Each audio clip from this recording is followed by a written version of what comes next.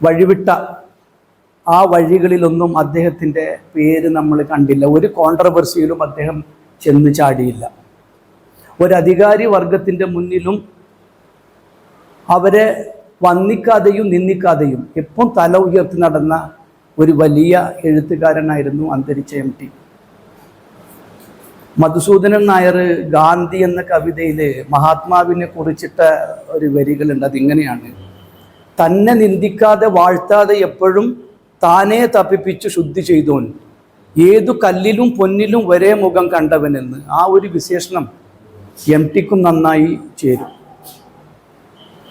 ഞാൻ MTയെ ആദ്യമായും അവസാനമായും കാണുന്നത് 2023 മാതൃഭൂമി ഒരുക്കിയ ലിറ്ററേച്ചർ ഫെസ്റ്റിവലിൽ തിരുവനന്തപുരം കനകക്കുന്ന് കൊട്ടാരത്തിൽ അദ്ദേഹം ഭാര്യ സരസ്വതി ടീച്ചർക്കും മകൾ അശ്വതിക്കുമൊപ്പം അതിൻ്റെ ഉദ്ഘാടനത്തിന് അവിടെ വന്നപ്പോഴായിരുന്നു. അപ്പോഴേക്കും അദ്ദേഹത്തിൻ്റെ കയ്യിൽ നിന്നും ഈ കഥയും നോവലും തിരക്കഥകളൊക്കെ കൂടൊഴിഞ്ഞു പോയി കാലങ്ങൾ കഴിഞ്ഞിരുന്നു. അപ്പോഴും അദ്ദേഹത്തിൻ്റെ പ്രവർത്തന മണ്ഡലത്തിൽ കുറച്ചെങ്കിലും സജീവമായി കർമ്മനിരതനായി അദ്ദേഹം ഉണ്ടായിരുന്ന പ്രസംഗ കലയിൽ അത് അദ്ദേഹം നിലനിർത്തി പോന്നിരുന്നു. ആ ഒരു പ്രസംഗത്തിൽ നമ്മുടെ ഭാഷയെക്കുറിച്ചും സാഹിത്യത്തെക്കുറിച്ചും നമ്മുടെ സമൂഹത്തെക്കുറിച്ചും ഉള്ള ചില മൗലികമായ ഉത്കണ്ഠകൾ അദ്ദേഹം ലോകത്തിൻ്റെ മുമ്പിൽ പങ്കുവെച്ചു. ഈ നിറകൊണ്ട പാതിരാത്രിയിലും ഇരുട്ട് വ്യാപിക്കുന്നതിനെതിരെ അദ്ദേഹം വാചാലനായി. വേദിയിൽ പലരും ഉണ്ടായിരുന്നു. പക്ഷെ അവരെയൊക്കെ അപേക്ഷിച്ച് തൊങ്ങലുകളൊന്നുമില്ലാതെയായിരുന്നു MTയുടെ പ്രസംഗം. പതിവ് പോലെ നാം നേരിടുന്ന മൂല്യച്യുതികളെക്കുറിച്ച് അദ്ദേഹം 1 മണിക്കൂർ നേരം അവിടെ പ്രസംഗിച്ചു. അംഗവിക്ഷേപങ്ങളോ ശബ്ദങ്ങളുടെ കയറ്റിറക്കങ്ങളോ ഒന്നുമില്ലായിരുന്നു അവിടെ. സ്വാഭാവികമായും ഇന്ന് സാഹിത്യവും സാഹിത്യകാരന്മാരും എഴുത്തുകാരും നേരിടുന്ന ഏറ്റവും വലിയ പ്രശ്നങ്ങൾ, അതിൽ ഫാസിസമൊക്കെ ഉൾപ്പെടുത്തിക്കൊണ്ടുള്ള ഒരു വിമർശനം കൂടിയായിരുന്നു ആ ഒരു പ്രസംഗം. ശ്രോതാക്കളെ, ഓഡിയൻസിനെ കയ്യിലെടുക്കാനുള്ള ഒരു ഫലിതവും പറഞ്ഞില്ല. സത്യത്തിൽ ആരെയും ഞെട്ടിപ്പിച്ചു കളയാതെ തൻ്റെ സ്വന്തം ആൾക്കാരുടെ നേർക്ക് സ്വന്തം ആൾക്കാരോട് പറയുന്ന ഒരു ആത്മഭാഷണമായാണ് എനിക്ക് ആ പ്രഭാഷണത്തെ തോന്നിയത്. MT ആത്മകഥ എഴുതിയിട്ടില്ല. പക്ഷേ അദ്ദേഹം പല കാലങ്ങളിലായി നടത്തിയ അഭിമുഖങ്ങളും ഓർമ്മക്കുറിപ്പുകളിലൊക്കെ ഒരു കാര്യം നമുക്ക് വ്യക്തമാകുന്നത്, അദ്ദേഹത്തിൻ്റെ മെയിൻ ആശയം എന്ന് പറയുന്നത് അതിജീവനമായിരുന്നു. താനെന്ന എഴുത്തുകാരനോടും താനെന്ന വ്യക്തിയോടും പൊരുതി പടവെട്ടി ജയിച്ചതായിരുന്നു ആ ഒരു ജീവിതം. അത് അദ്ദേഹത്തെ ഗർഭം ധരിച്ച ആ കാലഘട്ടം മുതൽ ആരംഭിക്കുകയാണ്. ഏതോ പച്ചമരുന്നുകളൊക്കെ കൊടുത്ത് ആദ്യം ഗർഭം തന്നെ അലസിപ്പിക്കാൻ ശ്രമിച്ച ഒരു ജീവിതമായിരുന്നു അദ്ദേഹത്തിൻ്റെത്. അതൊക്കെ വിഫലമാക്കിക്കൊണ്ടാണ് അദ്ദേഹം ഈ ഭൂമിയുടെ വെള്ളി വെളിച്ചത്തിലേക്ക് പറന്നു വീണത് തന്നെ. പിന്നെ ഒട്ടുമേ തിളക്കമില്ലാത്ത ബാല്യം, കൗമാരം.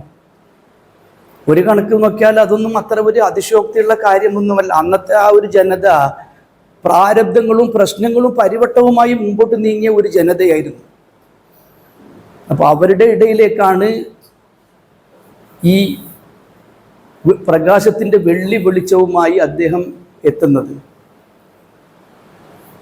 അന്നത്തെ പ്രധാന ഇതൊക്കെ ഇങ്ങനെയായിരുന്നു: അക്കിത്തം വൻചളി എത്ര ചവിട്ടി നാം തീരത്ത് പുഞ്ചിരി ഒന്ന് വിരിഞ്ഞു കാണുവാനെന്നും, എത്ര ചവർപ്പുകൾ കുടിച്ചു വറ്റിച്ചു നാം ഇത്തിരി ശാന്തി തൻ ശർക്കര നുണയുവാനും എന്നുള്ള വരികളായിരുന്നു എല്ലായിടത്തും. ഒന്നാമത് 4 കെട്ടുകളൊക്കെ ശോഷിച്ച് അതൊക്കെ മാറി ജനങ്ങളൊക്കെ അണുകുടുംബങ്ങളിലേക്ക് ചേക്കേറിയ ഒരു കാലഘട്ടം കൂടിയായിരുന്നു അത്. അപ്പോൾ MTയുടെ സാഹിത്യത്തെ അവർ വെറും ഒരു സാഹിത്യമായി കണ്ടില്ല. അവരിൽ തന്നെ അവരുടെ ആത്മകഥകൾ അവർക്ക് വേണ്ടി വേറൊരാൾ എഴുതുന്നു എന്നാണ് അവരതിനെക്കുറിച്ച് മനസ്സിലാക്കിയത്. ഞങ്ങളുടെ തന്നെ കഥകൾ ഇയാൾ എഴുതുന്നത്. അപ്പോൾ വേദന മറച്ചു പിടിച്ചുകൊണ്ട് എങ്ങനെ മധുരമായി മന്ദഹസിക്കാമെന്ന് അവർക്ക് അദ്ദേഹം കാണിച്ചു കൊടുത്തു. വേദന ലഹരി പിടിക്കും, വേദന ഞാനതിൽ മുഴുകട്ടെ മമ ജീവനിൽ നിന്നും മുരളി മന്ത്രവും മുഴുകട്ടെ എന്ന വയലാറിൻ്റെ നമ്മുടെ ചങ്ങമ്പുഴ കൃഷ്ണപിള്ളയുടെയൊക്കെ വരികൾ ആ കാലഘട്ടം എത്തുമ്പോഴേക്കും ജനങ്ങൾ ഏറ്റെടുത്തിരുന്നു. അപ്പോൾ അവർക്ക് തോന്നിയത് ഇത് ഞങ്ങളുടെ കഥ മറ്റൊരാൾ ഞങ്ങൾക്ക് വേണ്ടി എഴുതുകയാണെന്നാണ്. അപ്പോൾ അതുകൊണ്ട് തന്നെ ഈ ആകുലമായ ഭാഷയിലേക്കും വ്യസനങ്ങൾ നിറഞ്ഞ പ്രമേയങ്ങളിലേക്കും ആ ഒരു ജനത ഒന്നടങ്കം തീർത്ഥയാത്ര ചെയ്തു എന്ന് വേണം പറയാൻ. അക്കാലത്ത് ഈ MT എന്ന കാന്തത്തിലേക്ക് ആകർഷിക്കപ്പെടാതെ പോകുന്ന ഒരേ ഒരു വസ്തു, ഒരു മൂലകം, അത് ഇരുമ്പ് മാത്രമായിരുന്നു എന്ന് പിന്നീട് പലരും എഴുതിയിട്ടുണ്ട്. മറ്റൊരു സന്ദർഭം, മദ്രാസിൽ നിന്നും ഇറങ്ങിയിരുന്ന ജയകേരളം മാസികയിലേക്ക് 3 വ്യത്യസ്ത പേരുകളിൽ 3 വ്യത്യസ്ത സാഹിത്യ രൂപങ്ങൾ അദ്ദേഹം അയച്ചു കൊടുത്തതാണ്. കഥ, കവിത, ലേഖനം, 3 എണ്ണം. അതിനെക്കുറിച്ച് MT പറയുന്നത് ഇങ്ങനെയാണ്: അക്കാലത്ത് പേരുകളായിരുന്നു എൻ്റെ പ്രശ്നം, ഏത് പേരിൽ എഴുതുമെന്നുള്ളത്. വൈക്കം മുഹമ്മദ് ബഷീർ, തകഴി ശിവശങ്കരപിള്ള ഇവരെയൊക്കെ അനുകരിച്ചുകൊണ്ട് കൂടല്ലൂർ വാസുദേവൻ നായർ എന്ന പേരിൽ ഒന്ന് പരീക്ഷിച്ച് നോക്കി. പിന്നെ SK പൊറ്റക്കാട്, VT പട്ടത്തിരിപ്പാടിനൊക്കെ അനുകരിച്ചും കൊണ്ട് VN തെക്കേപ്പാട്ട് എന്നാക്കി നോക്കി. എൻ്റെ പേര് യഥാർത്ഥത്തിൽ രേഖകളിലുള്ളത് MT വാസുദേവൻ എന്നുള്ളതാണ്.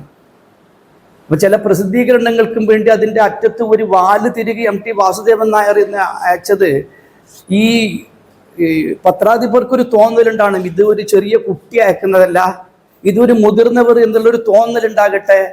ആ ഒരു തീരുമാനത്തിൻ്റെ പുറത്തായിരുന്നു ഇങ്ങനെ ഒരു അത് പിന്നീട് MT വാസുദേവൻ നായർ എന്നുള്ള ആ പേര് സ്ഥിരമായി ഇന്ന്. ആദ്യമായി അച്ചടിച്ചു വരുന്ന കഥ വിഷു ആഘോഷം എന്ന പേരുള്ള ഒരു കഥയാണ്. അത് ഗ്രാമത്തിലെ ഒരു കുട്ടി വിഷു ആഘോഷിക്കാൻ വേണ്ടി തയ്യാറെടുക്കുന്നതും പൊടുന്നനെ ആ കുട്ടിയുടെ അച്ഛൻ മരിക്കുന്നതും അതുമൂലം വിഷു ആഘോഷം ഇല്ലാതായി പോകുന്നതുമാണ് കഥ. ആ കഥ കൈമോശം വന്നു പോയി എന്ന് MT വിലപിക്കുമായിരുന്നു. പിന്നീട് കൗമുദി ബാലകൃഷ്ണൻ, K ബാലകൃഷ്ണന്റെ പത്രാധിപ സമിതിയിൽ പുറത്തിറങ്ങിയിരുന്ന കൗമുദിയിലേക്കാണ് പിന്നീട് ഒരു കഥ എഴുതി അയക്കുന്നത്. അത് കൗമുദി ബാലകൃഷ്ണൻ പ്രസിദ്ധീകരിക്കാൻ വേണ്ടി തയ്യാറെടുത്ത് ഒരു മറുപടി MTക്ക് അയക്കുന്നത് ഇങ്ങനെയാണ്: your story I like it too much, so I am going to publish it on the next issue എന്ന്. അതായിരുന്നു ആദ്യം കിട്ടിയ ഏറ്റവും വലിയ ആസ്വാദനമെന്ന് MT പറയുന്നുണ്ട്. അതിൽ ഈ ഒരു കഥയുടെ പുറത്ത് വരുന്നത് MT വാസുദേവൻ നായർ മലബാർ എന്ന പേരിലായിരുന്നു. പേരിങ്ങനെ സ്വന്തം പേര് അച്ചടിച്ച് കാണാനുള്ള അതിയായ വാഞ്ചയായിരുന്നു അദ്ദേഹത്തിന്. എങ്ങനെയെങ്കിലും തൻ്റെ പേരൊന്ന് ഒരു പ്രസിദ്ധീകരണത്തിൽ അച്ചടിച്ച് കാണുക എന്നുള്ളത്. അതുകൊണ്ട് തന്നെ ഈ 3ആയി തുടങ്ങിയ കഥ, കവിത, ലേഖനമായി തുടങ്ങിയ അത് പിന്നീട് പല ശാഖകളായി വളർന്നു. ആ ഒരേ മാസികയിൽ, ഈ പറയുന്ന ജയകേരളം മാസികയിൽ 3 വ്യത്യസ്ത പേരുകളിൽ അദ്ദേഹത്തിൻ്റെ 3 സൃഷ്ടികളും വെളിച്ചം കണ്ടു. പിന്നീട് നാം കണ്ടത് എത്രയോ മേഖലകളിൽ 30ഓളം മേഖലകളിൽ പടർന്ന് പന്തലിക്കുന്നതാണ് കണ്ടത്. കവിത, കവിയായി അദ്ദേഹം കവിത എഴുതി, ലേഖകനായി, കഥാകൃത്തായി, നോവലിസ്റ്റായി, ബാലസാഹിത്യം എഴുതി, സഞ്ചാര സാഹിത്യം എഴുതി, അങ്ങനെ എത്രയോ. ഇതൊക്കെ ധന്യമാക്കിയതിൽ അദ്ദേഹത്തിൻ്റെ പങ്ക് ചെറുതൊന്നുമല്ല. സിനിമയുടെ കാര്യം എടുത്താൽ സിനിമയിൽ അദ്ദേഹം തൻ്റേതായുള്ള ഒരു കാലാവസ്ഥ തന്നെ സൃഷ്ടിച്ചു എന്ന് പറയുന്നതാകും ശരി. എത്രയെത്ര തിരക്കഥകൾ, എത്രയെത്ര സിനിമകൾ. തിരക്കഥ എഴുതാൻ MTയും അത് ചിത്രീകരിക്കാൻ ഒരു ക്യാമറയും ഉണ്ടെങ്കിൽ ആർക്കും ഒരു ഫിലിം എടുത്ത് വിജയിപ്പിക്കാം എന്നുള്ള കാര്യം വരെ ചില ദോഷൈക തൃക്കുകൾ അന്ന് സ്വകാര്യം പറഞ്ഞ് പരത്തിയിരുന്നു. ഇപ്പോൾ നിർമാല്യം അദ്ദേഹത്തിൻ്റെ പള്ളിവാളും കാൽച്ചിലമ്പും എന്ന കഥയാണ് നിർമാല്യം എന്ന സിനിമയാക്കിയത്. അത് ദേശീയ തലത്തിൽ ആദ്യമേ തന്നെ ശ്രദ്ധിക്കപ്പെട്ട ഒരു ചിത്രമായിരുന്നു. പല അവാർഡുകളും അത് വാരിക്കൂട്ടി. രാഷ്ട്രപതിയുടെ സ്വർണ്ണ മെഡൽ, കേരള സംസ്ഥാനത്തിൻ്റെ 6 അവാർഡുകൾ, ഫിലിം ഫോറത്തിൻ്റെ ഫാൽക്കെ അവാർഡ്, അങ്ങനെ പലതും. പിന്നീട് അദ്ദേഹം പല ചിത്രങ്ങളും സംവിധാനം ചെയ്തു. അദ്ദേഹത്തിൻ്റെ തിരക്കഥ മറ്റതൊക്കെ പോട്ടെ, കഥാ തിരക്കഥ സംവിധാനം ചെയ്ത ചിത്രങ്ങളിൽ ബന്ധനം, വാരിക്കുഴി, കടവ്, പിന്നെ ഒരു ചെറു പുഞ്ചിരി, മഞ്ഞ് വരുന്നുണ്ട്, പിന്നെ ദേവലോകം. ഇതിൽ ദേവലോകം എന്ന ചിത്രം വെള്ളിത്തിരയിലെത്തിയില്ല. കാരണം ദേവലോകത്തിന് വേണ്ടി അദ്ദേഹം കണ്ടെടുത്ത നടനായിരുന്നു സിനിമാ നടൻ മമ്മൂട്ടി. പക്ഷെ എന്തുകൊണ്ടോ ആ ചിത്രം വെളിച്ചം കണ്ടില്ല. പകരം വിൽക്കാനുണ്ട് സ്വപ്നങ്ങൾക്ക് തിരക്കഥ എഴുതിയപ്പോൾ മമ്മൂട്ടിക്ക് ഒരു പ്രധാന കഥാപാത്രം നൽകി മമ്മൂട്ടിയെ അദ്ദേഹം ഉയർത്തിക്കൊണ്ടുവന്നു. ഈ സിനിമകളുടെ പ്രമേയങ്ങൾ തന്നെ മാറ്റിയ കുറേ സംഭവമുണ്ട്. അതിലൊന്നാണ് ഈ വടക്കൻ വീരഗാഥയും പെരുന്തച്ഛനും. വടക്കൻ വീരഗാഥയെ കുറിച്ച് പറയുമ്പോൾ ദുരമൂത്ത് ചന്തു ആരോമലിനെ കൊന്നു എന്ന് വടക്കൻ പാട്ടുകളിൽ പറയുന്ന ആ ഒരു ചരിത്രത്തെ MT മുച്ചൂടും മാറ്റി എഴുതി എന്നുള്ളതാണ്. ദുരമൂത്ത് ചന്തുവിനെ ചതിച്ചതല്ല, ആരോമലിനെ ചതിച്ചതല്ല ചന്തു. പകരം അതിലൊരു ഡയലോഗ് ഇങ്ങനെയാണ്, ആ സിനിമ കണ്ടവർക്ക് അറിയാം. അരിങ്ങോടർക്ക് അരച്ചുരിക മതിയെങ്കിൽ തനിക്ക് ചന്തുവിന് കാച്ചുരിക ധാരാളം എന്ന് പറഞ്ഞ് ചന്തുവിനെ കുത്താൻ പോകുന്നതും ഏതോ പീഠത്തിൽ തട്ടി മറിഞ്ഞു വീണ് സ്വന്തം ദേഹത്തേക്ക് ചുരിക തറച്ച് മരിച്ചു പോകുന്നതുമാണ് രംഗം. അപ്പോൾ ഈ ഒരു പ്രമേയം, ആ പ്രമേയത്തെ അപ്പടി മാറ്റിമറിച്ചതാണ്. അത് മറ്റാർക്കും സാധ്യമാകുമായിരുന്നില്ല MTക്കല്ലാതെ. നമ്മുടെ മനസ്സിൽ വേരിറങ്ങിപ്പോയ ആണ്ടിറങ്ങിയ ഒരു പ്രമേയത്തെ അദ്ദേഹം മുച്ചൂട് മാറ്റുകയാണ്. അപ്പോൾ അതുവരെ നമ്മുടെ സങ്കല്പത്തിലുണ്ടായിരുന്നത് ദുരമൂത്ത് ചന്തു ആരോമലിനെ ചതിച്ചു എന്നുള്ളതാണ്. പക്ഷേ ചതിച്ചതല്ല, പകരം ഇങ്ങനെ ഒരു അബദ്ധത്തിൽ ആരോമലിന് സംഭവിച്ചു പോയ കാര്യമാണ് എന്ന് നമുക്കിത് മനസ്സിലാക്കി തരുന്നുണ്ട്. രണ്ടാമത്തെ ഈ പെരുന്തച്ഛന് നമ്മൾ പറയുന്നത് കലിമൂത്ത്, അതായത് അസൂയമൂത്ത് പെരുന്തച്ഛൻ, അച്ഛൻ മകനെ കൊന്നു എന്നാണ് നമ്മുടെ സങ്കല്പങ്ങൾ ഉണ്ടായിരുന്നത്. ആ സങ്കല്പത്തെയും അദ്ദേഹം തിരുത്തി കുറിച്ചു. ദുരമൂത്ത് ഇങ്ങനെ പകമൂത്ത് മകനെ കൊല്ലുന്നതല്ല, അബദ്ധത്തിൽ ഒരു ഉളി താഴെ വീണിട്ട് മകൻ മരിച്ചു പോകുന്നതാണ് എന്നാണ് അപ്പോൾ പറഞ്ഞത്. ഇങ്ങനെ ഇത് MTക്ക് മാത്രമേ പറ്റൂ. നിർമാല്യത്തിൻ്റെ ഇതിനെക്കുറിച്ചിട്ട് ഈ അടുത്ത് MT പറഞ്ഞത് ആ കാലയളവിൽ ആ സിനിമ എടുക്കാൻ പറ്റുമായിരുന്നു. ഇന്നത്തെ കാലഘട്ടത്തിലായാലും ആ സിനിമക്ക് ഒന്നും നമ്മളെ കൊണ്ട്, കാരണം അങ്ങനെയാണ് ഫാസിസ്റ്റുകളും വർഗീയ ശക്തികളൊക്കെ ഉറഞ്ഞു തുള്ളുന്നത്. ആ നിർമാല്യം കണ്ടവർക്കറിയാം, കണ്ടില്ലെങ്കിൽ അത് കാണണം. അവസാനത്തെ രംഗം, അതായത് ഭഗവതി ചോര ദേവിയുടെ മോൾക്ക് വെളിച്ചപ്പാട് ചോര ഛർദ്ദിച്ച് മരിച്ചു വീഴുന്ന ആ ഒരു രംഗം, അന്നത് ഓക്കെ ആയിരുന്നു. ഇന്ന് തീർച്ചയായും ആ ഒരു സിനിമ എടുക്കാം. നമുക്കറിയാം കമലൊക്കെ സിനിമ എടുത്ത് കൊണ്ട് ഈ പറഞ്ഞ ഫാസിസ്റ്റ് ശക്തികളുടെ എത്രയോ അടി വിമർശനങ്ങൾക്ക് വിധേയമാകുന്നത്. അപ്പോൾ അതായിരുന്നു MT. അതായത് സിനിമയുടെ ഇത് തന്നെ മാറ്റിമറിച്ച് എന്നുള്ളതാണ് അദ്ദേഹത്തിൻ്റെ ഒരു പ്രത്യേകത എന്ന് പറയുന്നത്. ഈ 3 തുടങ്ങിയ ഈ സമസ്യ 30 അദ്ദേഹം ഇങ്ങനെ വികസിപ്പിച്ചെടുത്തു. അതായത് ആ കാലഘട്ടത്തിൽ MTക്ക് ഒപ്പമോ MTയുടെ ഒരുപടി മുന്നിലുള്ള സാഹിത്യകാരന്മാരുണ്ടായിരുന്നിരിക്കാം. ഫോർ എക്സാമ്പിൾ വൈക്കം മുഹമ്മദ് ബഷീർ ഉണ്ട്, തകഴി ശിവശങ്കരപ്പിള്ളയുണ്ട്, ഇങ്ങനെ പലരും.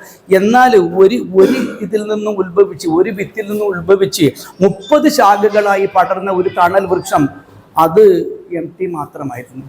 ഈ അദ്ദേഹത്തിൻ്റെ കാലഘട്ടം നീണ്ട 1-2 35 വർഷക്കാലമാണ് മലയാള ഭാഷയുടെ പത്രാധിപരായി മാതൃഭൂമിൻ്റെ അദ്ദേഹം കൈകാര്യം ചെയ്യുന്നത്. അപ്പോൾ ആ കാലഘട്ടങ്ങളിലുള്ള ഓരോ എഴുത്തുകാരെയും അദ്ദേഹം കൈപ്പിടിച്ചു കൊണ്ടുവന്നു എന്നുള്ളതാണ് അതിൻ്റെ ഒരു വാസ്തവം. ഈ പുന്നത്തിൽ കുഞ്ഞബ്ദുള്ള, സേതു, M മുകുന്ദന് തുടങ്ങി അത് നമ്മുടെ സുഭാഷ് ചന്ദ്രനും കടന്ന് അങ്ങനെ പോവുകയാണ്. ഓരോ കാലഘട്ടത്തിൽ ഓരോരുത്തരെ ആരെയും അദ്ദേഹം നിരാശപ്പെടുത്തില്ല. അദ്ദേഹം പറഞ്ഞത് ഒരു പത്രാധിപന്റെ മുമ്പിലേക്ക് വരുന്ന ഈ സൃഷ്ടികളിൽ നിന്ന് ഏറ്റവും നല്ല സൃഷ്ടികൾ കാണുമ്പോഴുണ്ടാകുന്ന ആ ഒരു ആഹ്ലാദം അത് കാര്യമായി. അതുകൊണ്ട് ആരും നിരാശപ്പെടുത്തിയില്ല. ഒരുവിധം എഴുതാൻ അറിയുന്നവരൊക്കെ അദ്ദേഹം കൈപ്പിടിച്ചു കൊണ്ടുവന്ന്. അപ്പം മറുഭാഗത്ത് ഈ പറഞ്ഞ കലാകൗമുദിയിൽ M കൃഷ്ണൻ നായരൊക്കെ ഉണ്ട്.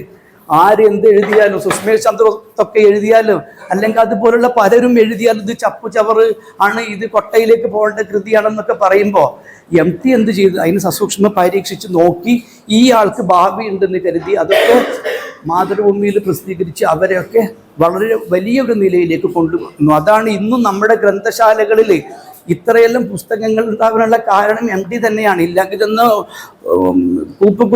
മുതലക്കൂപ്പ് കുത്തി പോകുമായിരുന്നു, താഴെ പോകുമായിരുന്നു. അതുകൊണ്ട് ഈ നമ്മുടെ ഗ്രന്ഥാലയങ്ങളൊക്കെ ഇത്രയധികം സമ്പന്നമാക്കിയതിൽ, സമ്പുഷ്ടമാക്കിയതിൽ MTക്കുള്ള പങ്ക് ചെറുതൊന്നുമല്ല. തൻ്റെ ആത്മസുഹൃത്തായിരുന്ന NP മുഹമ്മദുമായിട്ടുള്ള ഒരു അഭിമുഖ സംഭാഷണത്തിൽ MT പറഞ്ഞത് ഇങ്ങനെയാണ്: തിരിഞ്ഞു നോക്കുമ്പോൾ ഏറ്റവും വളരെ കുറച്ച് കൃഷിസ്ഥലം പാട്ടത്തിന് കിട്ടിയ ഒരാളാണ് ഞാൻ, ഒരു എഴുത്തുകാരനാണ് ഞാനൊരാൾ എഴുതിയില്ല എന്ന് വെച്ച് ഈ ലോകത്തിന് ഒരു മാറ്റവും സംഭവിക്കില്ല. എഴുത്തുകാരനല്ല, എഴുത്താണ് പ്രശ്നമെന്ന്. പിന്നെ പറഞ്ഞ് നമുക്ക് അത്രയൊന്നും പ്രമേയങ്ങളില്ല കേരളത്തിൽ. ഇങ്ങനെ വലിയ നമുക്കൊരു പഴയ ചരിത്രങ്ങളൊന്നുമില്ല. ഉണ്ടെങ്കിൽ ഈ കർഷക സമരം, ഈ പറഞ്ഞ പുന്നപ്ര വയലാർ സമരം, അല്ലെങ്കിൽ വേറെ എന്തെങ്കിലും ഇത് മാത്രമേ ഉള്ളൂ നമുക്ക് പ്രമേയങ്ങൾ. ഈ പ്രമേയങ്ങൾ ഊന്നി നിന്ന് വേണം ഒരു കഥ എഴുതാൻ. എന്നിട്ടും MT ലോക ചെറുകഥാ മത്സരത്തിൽ 1ാം സ്ഥാനം നേടി എന്നുള്ളത് അത് നമ്മളൊന്ന് മനസ്സിലാക്കണം. ഈ ഒരു പ്രമേയത്തിൽ നിന്നുകൊണ്ട് MTക്ക് ആ ഗൂഡല്ലൂരും ആ പാലക്കാടും പഴയ ഏറനാട്, വള്ളുവനാട് താലൂക്കും പൊന്നാനിയും മാത്രമേ ഉണ്ടായിരുന്നുള്ളൂ. അവിടെ നിന്നുകൊണ്ടാണ് അദ്ദേഹം ഓരോ കഥക്കും രൂപം നൽകുന്നത്. അത് ലോക കഥാ സാഹിത്യത്തിൽ 1ാം സ്ഥാനം നേടുക എന്നുള്ളത് നമ്മെ സംബന്ധിച്ചുള്ള ചെറിയ കാര്യമൊന്നുമല്ല, വളരെ വളരെ വലിയ കാര്യമാണ്. അതുകൊണ്ട് പ്രമേയങ്ങൾ ഒന്നുമേ ഇല്ലാത്ത, വളരെയധികം ചരിത്രമൊന്നും ഇല്ലാത്ത ഒരു സ്ഥലത്ത് നിന്നുകൊണ്ട് MT ഈ ലോക വിശ്വോത്തര എഴുത്തുകാരനായി മാറി. MT പറഞ്ഞ പിന്നൊരു കാര്യം, സാഹിത്യം ബോധയൊന്നുമല്ല എന്നുള്ളതാണ്. അതായത് ഈ വലിയൊരു സാമ്രാജ്യം ചമഞ്ഞ് ഞാനാണ് ഇവിടുത്തെ രാജാവ് എന്ന് ഇരിക്കുന്നതിന് ഒരർത്ഥവുമില്ല. അതെല്ലാം ബൈബിളിലെ പഴയ നിയമത്തിലെ യഹോവയെ പോലെ എല്ലാവരും ഇങ്ങനെ ഞാനാണ് വലുത് എന്ന് പറയുന്ന അത് മാറ്റി ആ ഒരു ചിന്താഗതി അപ്പുറത്ത് 4 പുസ്തകങ്ങൾ കാണുമ്പോഴേക്ക് അതാണ് ലോകസാഹിത്യം മഹത്തരം എന്ന് പറഞ്ഞ് നമ്മുടെ സൃഷ്ടികളെ ഇങ്ങനെ കൊച്ചാക്കി കാണുന്ന ആ ഒരു തീയും പുകയും നരകവും സൃഷ്ടിക്കുന്ന പ്രക്രിയക്കെതിരെ MT നിരന്തരം പോരാടിക്കൊണ്ടിരുന്നു. ഇനിയാണ് ഞാൻ ആദ്യം പറഞ്ഞ തമസോമ ജ്യോതിർഗമയയുടെ പ്രസക്തി എന്നുള്ള ഒരു കാര്യം. അത് സത്യത്തിൽ MT ആദ്യമായി കഥ, ഒരു ലേഖനം, ഒരു സൃഷ്ടി എഴുതിയിട്ട് 1947 1968 അദ്ദേഹത്തിൻ്റെ ആദ്യ കഥാസമാഹാരം പുറത്തിറങ്ങുന്നത്. അതിൻ്റെ 2.5 പേജ് വരുന്ന ആമുഖത്തിലാണ് MTയുടെ ഏറ്റവും കാര്യപ്രസക്തമായ ആ ഒരു എഴുത്തുള്ളത്, ഒരു ഭാഗമുള്ളത്. അതായത് അറിയാത്ത അത്ഭുതങ്ങളെ പേറുന്ന മഹാസമുദ്രങ്ങളെക്കാൾ അറിയുന്ന നിളയെയാണ് എനിക്കിഷ്ടമെന്നുള്ളത്. അതായത് അറിയാത്ത അത്ഭുതങ്ങൾ കൊണ്ട് ഉദ്ദേശിക്കുന്നത് പുറത്ത് വിശ്വ സാഹിത്യത്തിൽ എന്തൊക്കെയോ ഉണ്ട് പലയിടത്ത്. അതൊന്നുമല്ല എൻ്റെ പ്രതിപാദ്യ വിഷയം എന്തെന്ന് പറഞ്ഞാൽ നിളയും അതിൻ്റെ പരിസര പ്രദേശങ്ങളുമാണ്. എനിക്ക് അതാണ് ഇഷ്ടമെന്ന്. പിന്നെ മറ്റൊരു കാര്യം എന്ന് പറഞ്ഞെങ്കിൽ MTക്ക് വിമർശനങ്ങളും ഏറെ ഉണ്ടായിട്ടുണ്ട്. ആ കാലത്ത് മെയിൻ ഒരു വിമർശനം വന്നത് പുത്തെഴുത്ത് രാമൻ മേനോനിൽ നിന്നായിരുന്നാണ്, അങ്ങനെയാണ് ഓർമ്മ. പുത്തെഴുത്ത് രാമൻ മേനോനിൽ നിന്നായിരുന്നു ആദ്യമായുള്ള അദ്ദേഹത്തിന് ഒരു വിമർശനം വരുന്നത്. അയാൾ പറഞ്ഞ് അസുരവിത്ത് ചവറ്റുകൊട്ടയിലേക്ക് വലിച്ചെറിയപ്പെടേണ്ട ഒരു ഗ്രന്ഥമാണ് അസുരവിത്ത്. പക്ഷെ അതിന് അദ്ദേഹം അങ്ങനെയൊന്നും പ്രതികരിച്ചില്ല. കാരണം തൻ്റെ പ്രതിഭയിൽ അദ്ദേഹത്തിന് ആത്മവിശ്വാസം ഉണ്ടായിരുന്നു. ഈ വ്യക്തിപരമായുള്ള ഹത്യകളെയും നിന്ദാപമാനങ്ങളെയും ഒക്കെ അദ്ദേഹം അങ്ങനെ ആ ഒരു സീരിയസിലാണ് കണ്ടിരുന്നത്. ഒട്ടും പ്രാധാന്യം കൊടുത്തില്ല എന്നുള്ളതാണ് അതിൻ്റെ ശരി. പക്ഷെ ഒരിക്കൽ മാത്രം അദ്ദേഹം പ്രതികരിച്ചു, അതും അദ്ദേഹത്തിൻ്റെ തനതായ ആ ഒരു ശൈലിയിൽ തന്നെ. ചെറുപ്പകാലത്ത് ഞങ്ങളിങ്ങനെ നടന്നു പോകുമ്പോൾ കാരണവർ പറയുമായിരുന്നു, ശ്രദ്ധിക്കണം, കീഴെ ഇഴജന്തുക്കളുണ്ട്. വഴിയിൽ നടന്നു പോകുമ്പോൾ കീഴെ ഇഴജന്തുക്കളുണ്ട്, അത് ശ്രദ്ധിക്കണം. അങ്ങനെ ഞാൻ എപ്പോഴും എൻ്റെ കാൽ കീഴിൽ നോക്കി നടക്കുന്ന ഒരാളാണ്. പഴയ പോലെ പ്രിന്റഡ് മീഡിയകളിലുള്ള ഇടവഴികളല്ല ഇന്നുള്ളത്. ഇന്നത്തെ സോഷ്യൽ മീഡിയയിൽ നിറയെ ഈ പറയുന്ന വിഷം തീണ്ടുന്ന ക്ഷുദ്രജീവികളാണ്. വിഷം തീണ്ടാതെ ഒരിടത്തേക്കും നടന്നു പോകാൻ ആവില്ല എന്നുള്ളത് നമുക്ക് നമ്മുടെ സോഷ്യൽ മീഡിയ നോക്കിയാൽ അറിയാം. എന്തെങ്കിലും നമ്മളൊന്ന് എഴുതുമ്പോൾ ആരെങ്കിലും ഒരു കമൻറ്റ്, ഒരു പോസിറ്റീവ് കമൻറ്റ് വന്നാൽ പിന്നെ വരുന്നതൊക്കെ പോസിറ്റീവ് കമൻറ്റുകളാണ്. ആരെങ്കിലും ഒരു നെഗറ്റീവ് കമൻറ്റ് വന്നാൽ പിന്നെയൊക്കെ നെഗറ്റീവ് കമൻറ്റ്സ് ആണ് വരുന്നത്. അപ്പോൾ MT പറഞ്ഞതാണ് ശരി. ഇന്നത്തെ സോഷ്യൽ മീഡിയയുടെ ഈ കാലത്ത് ഈ വിഷം തീണ്ടാത്ത നമുക്ക് നടക്കാനാവില്ല എന്ന ദുര്യോഗമുണ്ട് എന്നുള്ളത്, അതാണ് അതിൻ്റെ ശരി. തമസോമ ജ്യോതിർഗമയിലേക്ക് വരാം. ഇരുട്ടിനെ ആസ്പദമാക്കിയാണ് ഈ MT ഓരോ കഥകളും കൃതികളും എഴുതിയിരുന്നത്. ഇരുട്ടിൽ നിന്നും വെളിച്ചത്തിലേക്ക് കടക്കാനുള്ള ആ ഒരു അതിയായ ആഗ്രഹമായിരുന്നു ഓരോ സൃഷ്ടിക്കും. അതിനൊരു കാരണം നേരത്തെ പറഞ്ഞ പോലെ 1947 ഇന്ത്യക്ക് പാരതന്ത്ര്യത്തിൻ്റെ ഇരുട്ടിൽ നിന്നും സ്വാതന്ത്ര്യത്തിൻ്റെ വെളിച്ചത്തിലേക്ക് ഇന്ത്യ പിറന്നു വീണ വർഷമാണ്. അപ്പോഴാണ് 1947 അദ്ദേഹം ഒരു സൃഷ്ടി, അത് ഇന്ത്യയിലെ രത്നവ്യാപാരങ്ങൾ എന്ന പേരിൽ ഒരു ലേഖനം എഴുതി അയച്ചു കൊടുക്കുന്നത്. പൊടുന്നനെ 47 കഴിഞ്ഞ് ഒരു വർഷം 48 വന്നപ്പോൾ ഗാന്ധിജി വെടിയേറ്റ് മരിക്കുന്നുണ്ട്. അപ്പോൾ ഗാന്ധിജി വെടിയേറ്റ് മരിക്കുമ്പോൾ അന്ന് പ്രധാനമന്ത്രിയായിരുന്ന നെഹ്റു പറഞ്ഞു, നമ്മുടെ മുമ്പിൽ നിന്നും വെളിച്ചം അസ്തമിച്ചു പോയിരിക്കുന്നു, നിറയെ ഇരുട്ട് വ്യാപിച്ചു കഴിഞ്ഞു. ആ ഇരുട്ടിലാണ് ഇന്നും നമ്മളുള്ളത്. ഈ 76-ാം കൊല്ലത്തെ റിപ്പബ്ലിക് ദിനം ആഘോഷിക്കുമ്പോഴും നമ്മളുടെ മുമ്പിൽ നിന്നും ഇരുട്ട് മാഞ്ഞു പോയിട്ടില്ല. പിന്നീട് ഈ പറഞ്ഞ 48 തൊട്ട് ശേഷമാണ് ഈ MT ഫുള്ള് ഈ രചനകളിൽ വ്യാപൃതമായത്. അതിലെല്ലായിടത്തും ഇരുട്ടാണ്. ഇപ്പം നേരത്തെ മൻസൂർ ഷാ പറഞ്ഞ് ഇരുട്ടിൻ്റെ ആത്മാവ്. ഇരുട്ടിൻ്റെ ആത്മാവ് ഒരു ഇരുട്ടിൻ്റെ കഥയാണ്. അത് ആ ഫിലിം കണ്ടവർക്ക് അറിയാം. നാടകം കളിച്ചിട്ടുണ്ട് എന്ന് പറഞ്ഞ് ഗോപി കുറ്റിക്കൊല്ല, ഞാൻ കണ്ടില്ല.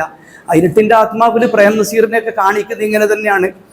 ഒരു വടക്കേ തളത്തിലുള്ള ഒരു മുറിയിൽ കെട്ടിയിട്ട് പിന്നീട് ഒരു സുപ്രഭാതത്തിൽ, അതായത് അതിന് MT പറയുന്നത് എങ്ങനെയാണ്, തീവണ്ടി എഞ്ചിനുകളുടെ ഘോര ശബ്ദത്തിൽ ഒരു മാളിക പുറത്തിരിക്കെ ഈ വേലായുധേട്ടൻ എന്ന് പറയുന്നത് അദ്ദേഹത്തിന്റെ കുടുംബ ബന്ധത്തിൽപ്പെട്ട ഒരാളാണ്. ഈ വേലായുധേട്ടൻ ചങ്ങല പൊട്ടിച്ച് വരികയാണ്. എന്നിട്ട് MTയുടെ അമ്മയോട് മാളോടെത്തി വിശക്കുന്ന് കഴിക്കാൻ വല്ലതും തരൂ എന്നുള്ള ആ ചോദ്യം അപ്പോൾ അതിൽ പ്രത്യേകം പറയുന്നുണ്ട്, ഈ ഇരുട്ടിൽ നിന്ന് അകത്തളത്തിലേക്ക്, കോലായിലേക്ക്, വിളക്കിന്റെ നിലവിളക്കിന്റെ വെളിച്ചത്തിലേക്ക് അദ്ദേഹം വന്നുകൊണ്ടാണ് അമ്മയോട് ചോദിക്കുന്നത്, മാളോടെത്തി വിശക്കുന്ന വല്ലത്. പിന്നീട് അദ്ദേഹം അപ്രത്യക്ഷനാകുന്നതാണ്. അപ്പോൾ ആദ്യം തന്നെ ഇരുട്ടിൻ്റെ ആത്മാവിൽ ഇരുട്ടിൽ നിന്നും വെളിച്ചത്തിലേക്കുള്ള ഒരു പ്രയാണം നമുക്ക് കാണാം. ഒരു പിടച്ചിലാണത്. അതിനുശേഷം രണ്ടാമത്തെ ഈ പറഞ്ഞ വളർത്തുമൃഗങ്ങൾ, MTക്ക് ഏറ്റവും നല്ല കഥക്ക്, വിശ്വോത്തര കഥക്ക് അവാർഡ് വെച്ച് അതിലും ഈ പറഞ്ഞ ഇരുട്ട് തന്നെയാണ് പ്രമേയം. അതിങ്ങനെയാണ്, സർക്കസ് റിങ്ങിൽ കയറാൻ പറ്റാതെ വിഷമിച്ചിരിക്കുന്ന അതിലെ കഥാപാത്രം ജാനോട്ടത്തി ഇങ്ങനെ വിലപിക്കുന്നുണ്ട്. ഇങ്ങനെ ഈ ചുറ്റും ഇരുട്ടി വ്യാപിക്കുകയാണ്. ആ കഥ ആരംഭിക്കും തന്നെ ഇങ്ങനെയാണ്, രാത്രി നിശബ്ദതയുടെ ഈ അഗാധതയിലേക്ക് മറഞ്ഞു കഴിഞ്ഞ് ജനലിൽ കൂടെ നിലാവിൻ്റെ വെള്ളി വെളിച്ചം അകത്തേക്ക് പ്രവേശിക്കുന്നുണ്ട്. അപ്പൊ അവിടെയും ഇരുട്ടിൽ നിന്നും വെളിച്ചത്തിലേക്ക് കടക്കാനുള്ള ആ ഒരു അതിയായ അഭിവാഞ്ച, പിന്നെ ളുലുമാത്തി ഇലന്നൂർ, അത് തന്നെയാണ്. പിന്നീട് വന്ന കറുത്ത ചന്ദ്രൻ, പ്രമേയം ഇത് തന്നെയാണ്. എന്തിന് ഈ പള്ളിവാളും കാൽച്ചിലമ്പും ആരംഭിക്കുന്നത് തന്നെ ജനങ്ങൾ പിരിഞ്ഞു പോയി കഴിഞ്ഞു. അമ്പലവും പരിസരവും ഇരുട്ടിൻ്റെ അഗാധതയിലേക്ക് ആണ്ട് തുടങ്ങി എന്നുള്ളതാണ്. കറുത്ത ചന്ദ്രൻ എടുത്താലും ഓളവും തീരവും എടുത്താലും ഒക്കെ സംഭവം ഇത് തന്നെ. ഇരുട്ടിൽ നിന്നും വെളിച്ചത്തിലേക്കുള്ള ഒരു പിടച്ചിലായിരുന്നു MTയുടെ എല്ലാ സൃഷ്ടികളും. ഏണസ്റ്റ് ഹെമിംഗ്വേയെ കുറിച്ച് പറഞ്ഞത് ഭൂമിയിൽ ദൈവത്തിൻ്റെ ചാരനായിരുന്നു ഏണസ്റ്റ് ഹെമിംഗ്വേ എന്നാണ്. MTയെ കുറിച്ച് പറയുന്നത് മലയാളത്തിൻ്റെ ഏണസ്റ്റ് ഹെമിംഗ്വേ ആണ് MT എന്നാണ്. അപ്പോൾ ദൈവത്തിൻ്റെ ഒരു ചാരന്മാർക്ക് എപ്പോഴും ഇരുട്ടിനോട് പൊരുതാനേ പറ്റൂ. ഇരുട്ടിൽ നിന്നും വെളിച്ചത്തിലേക്കുള്ള ആ ഒരു എന്താണ് ഉദ്ദേശിക്കുന്നത് അത് മാത്രമേ പറ്റൂ. അപ്പോൾ ഇന്ത്യ സ്വാതന്ത്ര്യം ലഭിച്ച് ഇന്ത്യക്ക് റിപ്പബ്ലിക്കായി 76-ാം വർഷം കൊണ്ടാടപ്പെടുന്ന ഈ വേളയിലും നമുക്ക് ചിരിക്കാനും ഒന്നുമില്ല. എങ്ങും ഘനാന്തകാരമാണ്. അസറത്ത് ഗോരഖ്പൂരി പറഞ്ഞതുപോലെ തൂലെ ഹമേ ജിന്ദഗി സെ ഗബറാന ഹേ ജിഗർ ഐസ കൊയ് ഷാം ഹേ ജിസ്കി സുബഹ് ന ഹോ എന്ന്. അത് തന്നെയാണ് MTയും പ്രമേയമാക്കിയത്.